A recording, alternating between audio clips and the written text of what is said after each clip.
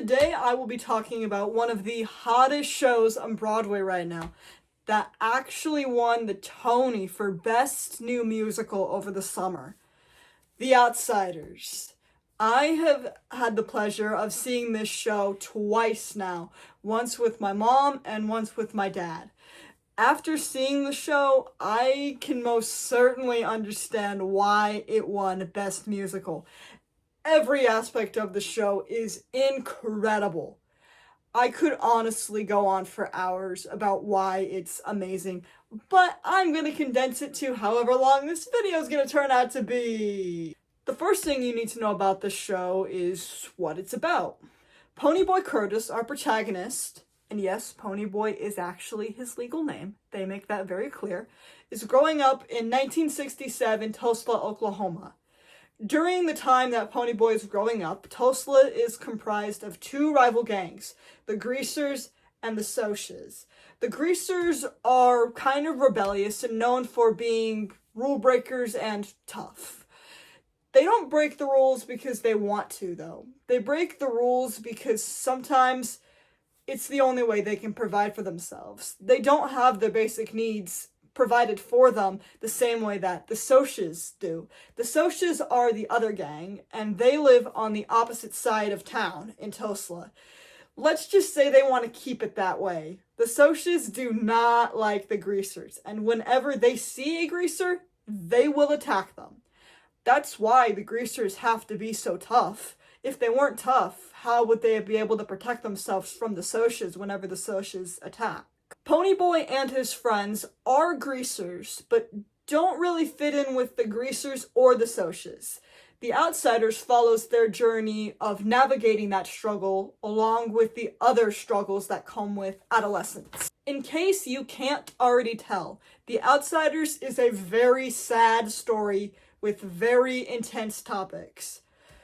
All of the Greasers have gone through way more trauma than anyone their age should ever have to. And that's also the case with a lot of the Socs. So if you don't do well with intense or sad, The Outsiders is not the show for you, because The Outsiders is both intense and sad. However, I will say this, with as sad and intense as The Outsiders is, it is also a very powerful show with a very powerful message. Part of this show is seeing these characters going through these struggles together and working together to overcome them. That may not sound very powerful just hearing me say that, but when you see it being performed on stage by this incredible cast, it is so powerful that you may cry. Just a warning there.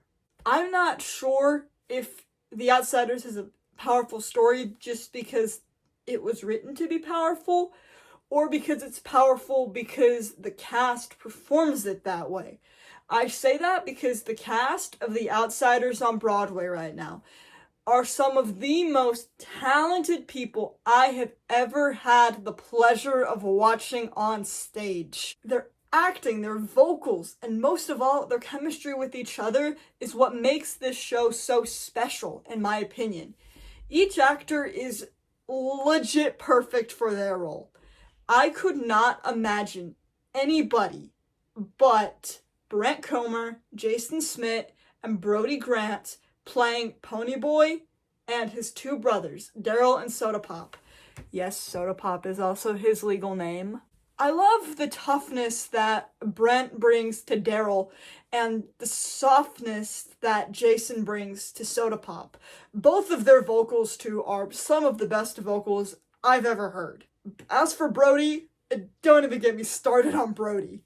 He is incredible just on every level, and he leads the cast so well. There are two other cast members that I want to give a little bit of a shout out to in this video. Emma Pittman as Ponyboy's crush, Cherry Valance, and Sky Licata Lynch as Ponyboy's best friend, Johnny Cade. Both of them are insanely talented. Each of the 5 cast members who I've mentioned so far in this video bring their own unique spin to their roles and the show as a whole. This is especially the case with Brody Grant as Ponyboy. I know that because when I saw this show with my mom, we saw Brody's understudy, Trevor Wayne. He is incredible and a wonderful leader, but there's something very special about the way Brody leads the cast. The job of a lead role is not only to lead the show, but to set the tone for it. Both Trevor and Brody very clearly understand that, but go about that information in two very different ways. I really enjoy getting to see the difference between the two. Also, both Trevor and Brody have an amazing voice. The entire cast has amazing voices for that matter, but I think that Brody has the best voice of the entire cast, with Emma Pittman as Cherry Valance being a close second. Just because I'm singling out Brody as the best, though, that does not mean that the rest of the cast do not have amazing voices. I dare you to listen to the Outsiders soundtrack and tell me that none of them have good voices. Go ahead, do it. I dare you. It is so obvious how hard all of them worked to get to this point, and I applaud every single one of them. It's their talent that made the soundtrack. Speaking of the soundtrack, that's another thing that we got to talk about, because The Outsiders has one of the best soundtracks for a musical I've ever heard. It would be hard for me to pick my favorite song from The Outsiders because they're all so good, but also because they're all so different and bring something so special to the show. They all do. If I had to pick a favorite, though, I would say either Tulsa 67, because I believe that that song is a great start to the show, or I Could Talk to You All Night. There are two other songs that I want to give a little bit of a shout out to in this video: Throwing in the Towel and Great Expectations. There's also a little bit of a story that goes with Great Expectations that I want to tell.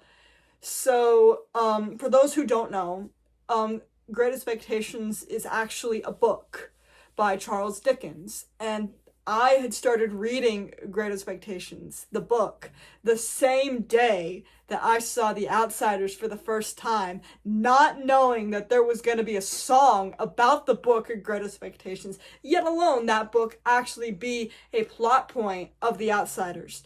Throughout Ponyboy's struggle, he continues to read Great Expectations and connect with it. To me, the fact that the book of Great Expectations is a plot point throughout The Outsiders means that S.E. Hinton, the author of the original book that the musical I'm reviewing today is based off of, that book must have been a very important part of her childhood and her growing up.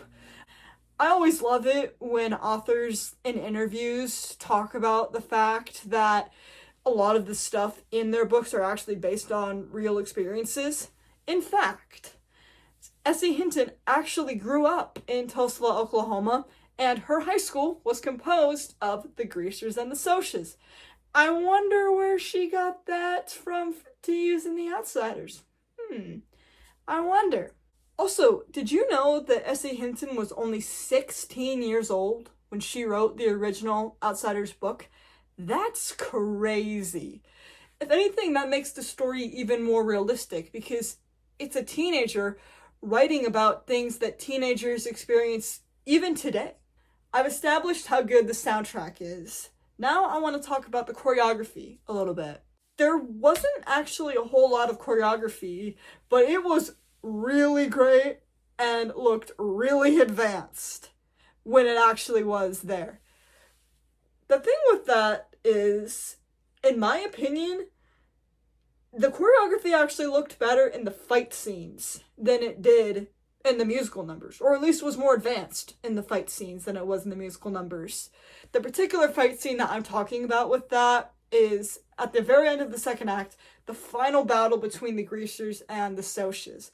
I can't even imagine how long they must have practiced that choreography, because it looked really advanced. The other cool thing with that scene is they actually make it rain on stage. That's really, really cool.